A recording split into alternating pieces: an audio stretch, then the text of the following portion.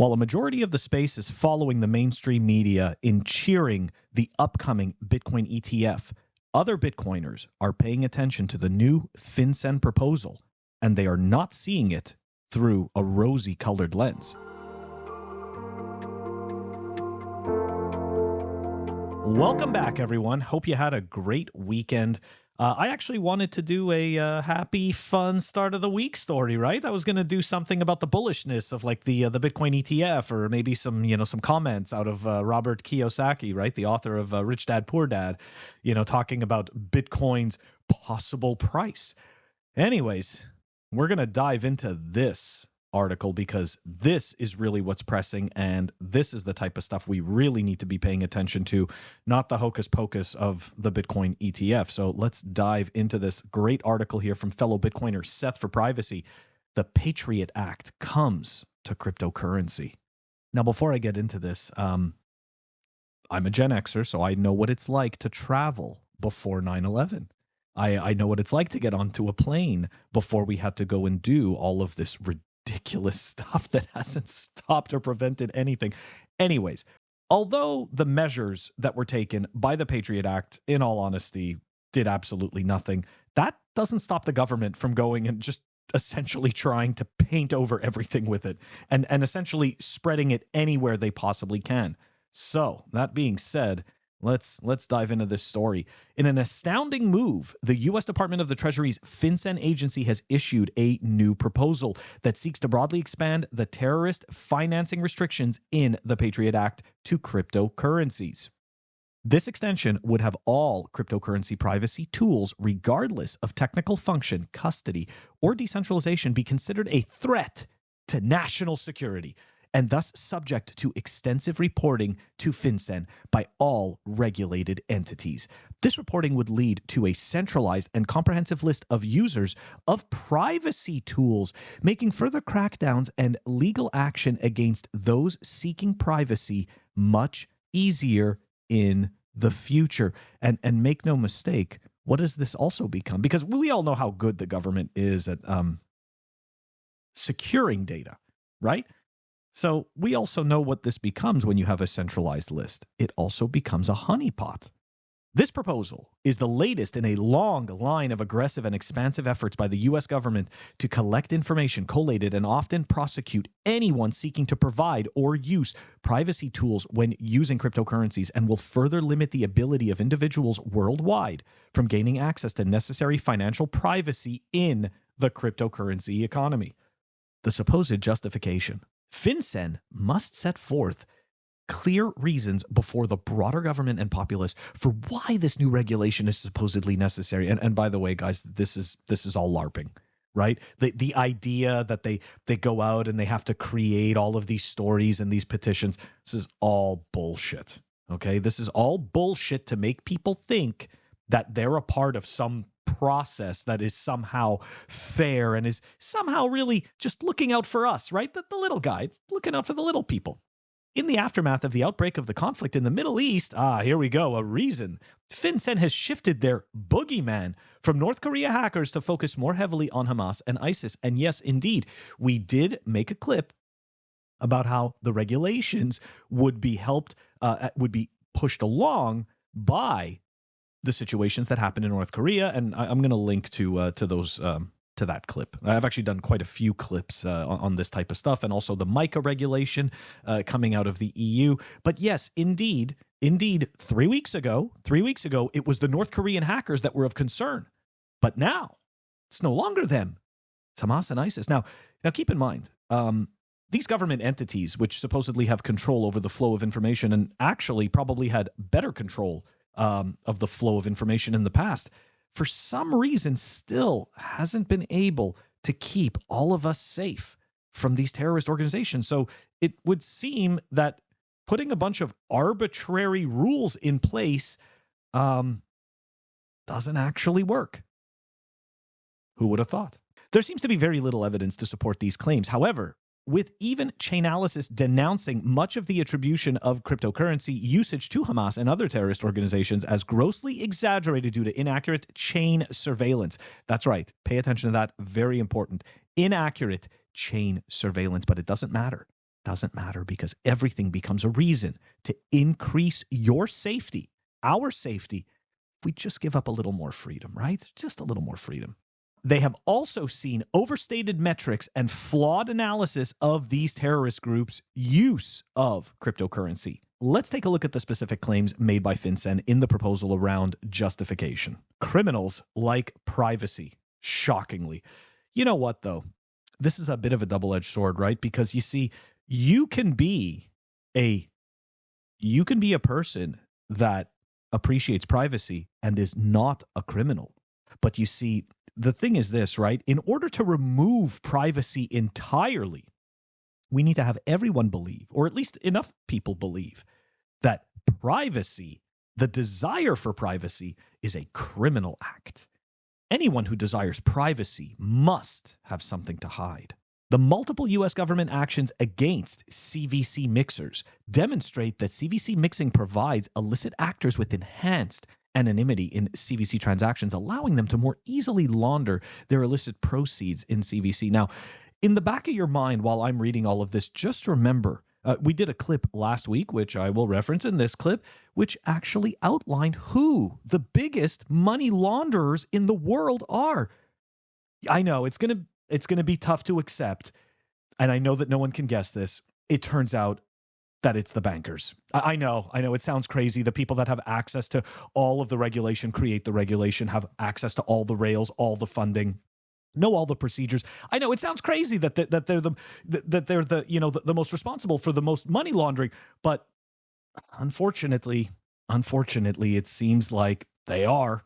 So what they need to do is, as a business, they need to shift that away, and they need to remind everyone that the central bankers and just bankers in general, they're looking out for our safety.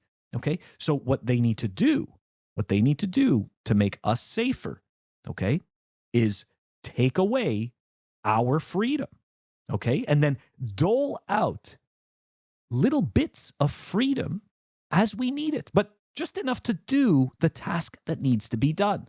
So it's not actual freedom, it's kind of freedom on loan for a time. The cases referenced here in the proposal are those of Helix and Tornado Cash, both of which were cases against the operators of privacy tools instead of any effort to go after the illicit users themselves.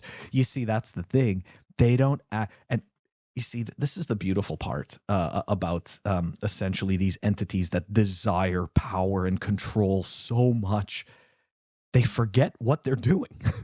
It's like they're so busy demonizing, they forget, hey, wait a second, we're supposed to be looking out for the little guy. But, it's like, so what do? They go and they prosecute the operators of these products. They don't prosecute the users necessarily. In the case of Helix, the government was only able to show that approximately 12% of the deposits into Helix were from illicit sources, even though they captured the entire mixing infrastructure. Okay, that's right. Guys, that right there is an analogy of what's going to happen with the system, right? The entire system is captured in order to stop a tiny sliver of what they determine to be some type of illicit activity. In the case of Tornado Cash, the government was only able to attribute approximately 7% of inflows to illicit sources, despite all inflows on the Ethereum network being transparent by default and almost always trivial to trace to their origination point. So it's pretty amazing, right? You capture an entire system in order to stop a tiny fraction. So the real question is, are they really trying to implement any kind of safety, or is it really all about the control?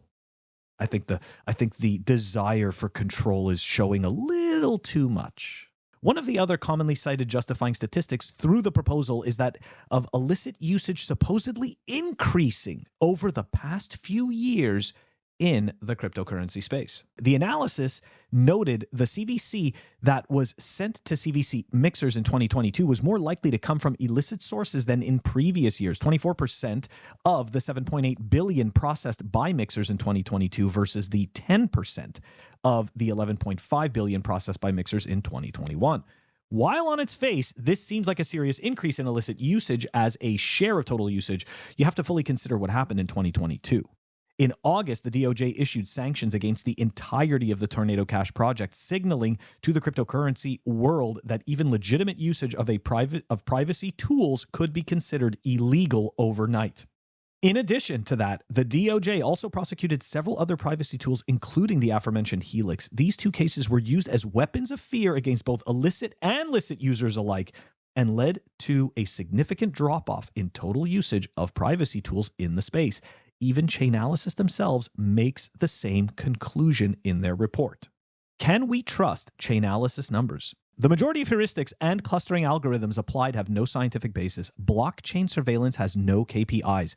The methodologies provided to inform Fincen's guidance have not been independently verified, leaving them subject to biases, faulty calculations, and wrong assumptions. Fincen cannot, beyond the reasonable doubt, exclude the possibility that the Treasury has been misled or misinformed in its entirety by private corporations braving substantial conflicts of interest. And this goes back to something that we say very often. None of us are better than our incentives. And that is going to come into play very soon. Lola's comments are insightful and pointed, using a piece of black box software run by a company that stands to make immense profits if this proposal passes, leads to all kinds of broken incentives and conflicts of interest. What counts as a mixer? The term CVC mixer means any person, group, service, code, tool, or function that facilitates CVC mixing. Fincen acknowledges this definition is relatively broad to their advantage. However, given the nature of CVC mixing, Fincen deems the breadth of this definition to be necessary because, look, they're not in the mood to actually figure out how to do anything. What they need to do is create a giant blanket, like a blanket policy that will just reel everyone, guilty or not, into the net, and then you fight your way out of that. You just go and fight your way out of that.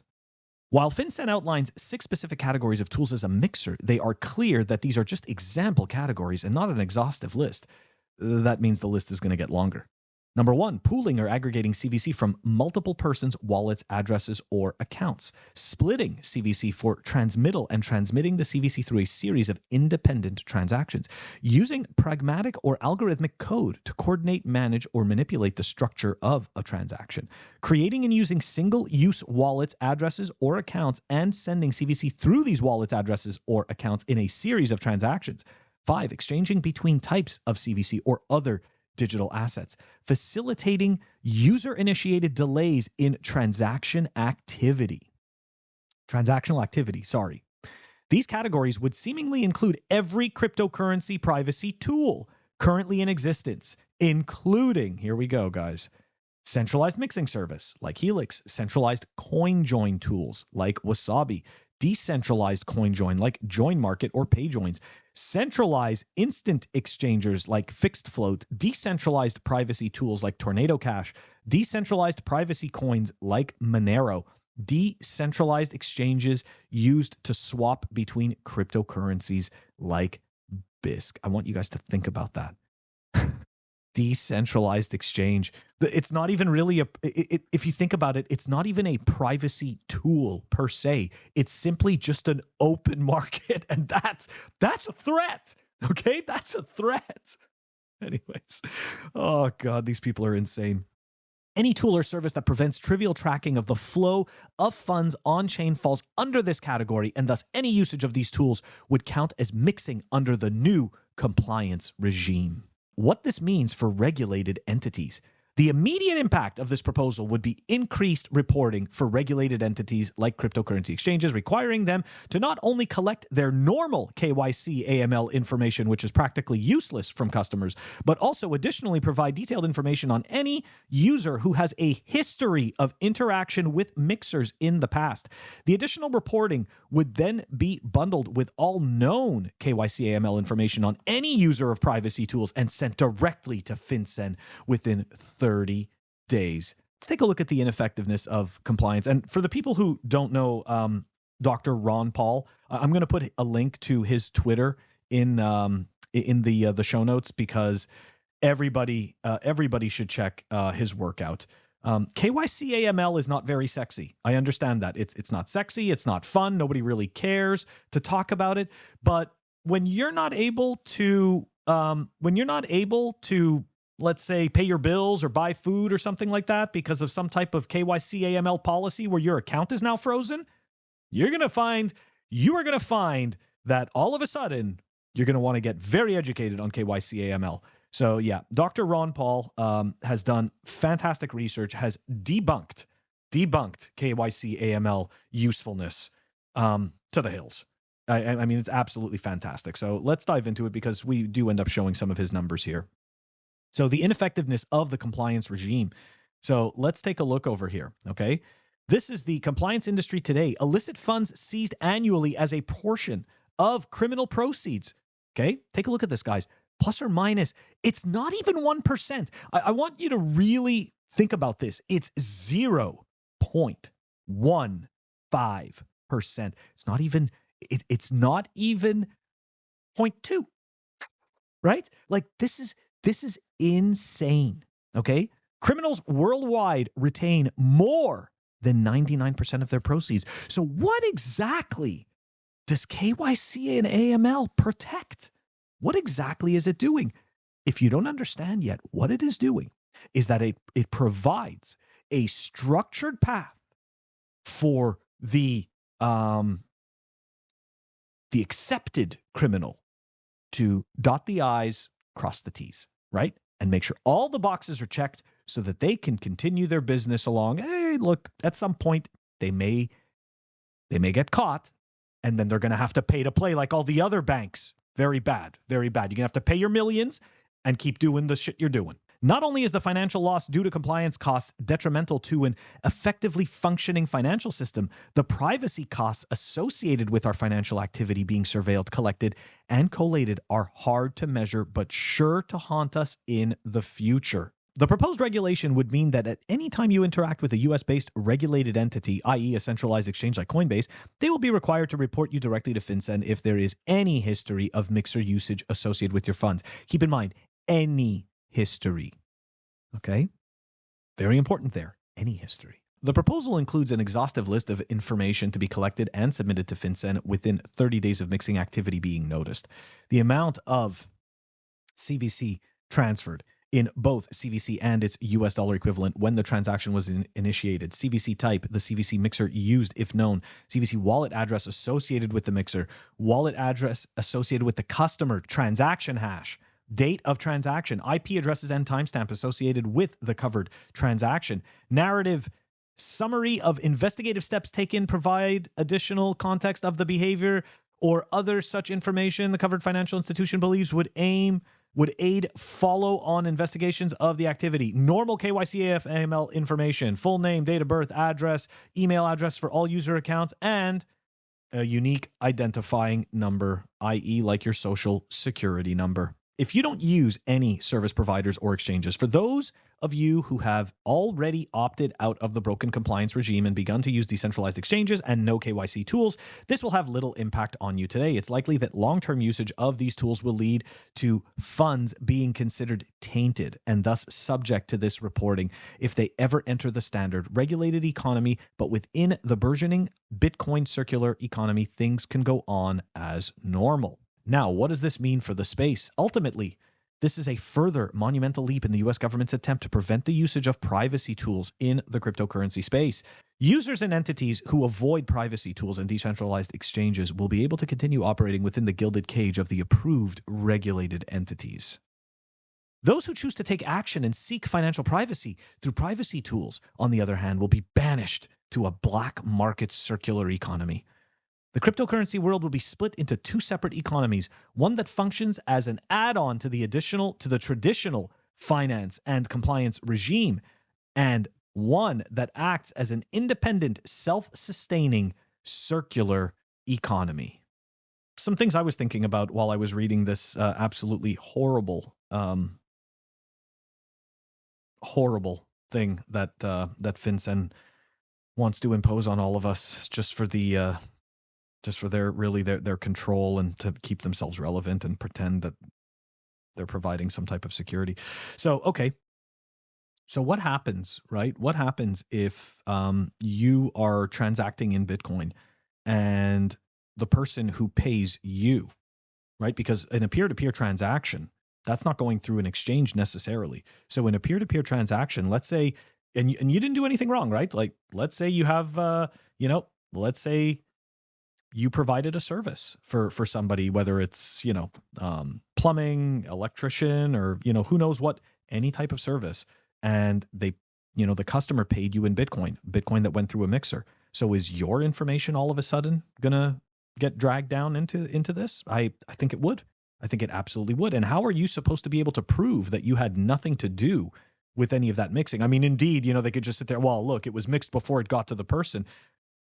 But it's a whole bunch of hearsay. It's a whole like it just seems like conjecture. It just seems it seems like a massive leap, okay?